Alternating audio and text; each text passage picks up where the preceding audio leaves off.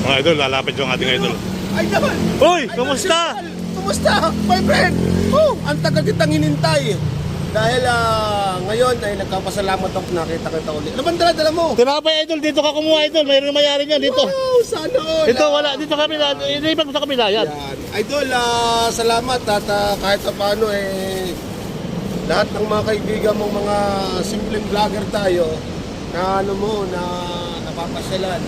Kaya mga dispatcher, supportahan natin si Silval Ayala, mga idol. Kaibigan natin yan. Okay. Simple, pakita mo yung sasakyan mo, baka akala na may kakotse ka na. Yan si Ayala Silval, ano yan? Lagi tayo nagbabike, mga kababayan. Bike lang. Ayan. Kaya lahat ng mga suporta ni... Pero sabi mo bakit yung bakit ng bike ni Sir Balayala nung ginamit mo yan? Pero, wow!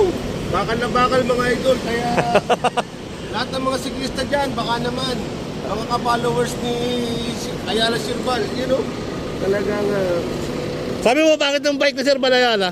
ayos na ayos yan. Dapat na tayo kumain sa Isinar Isinar, ayaw mo kumain?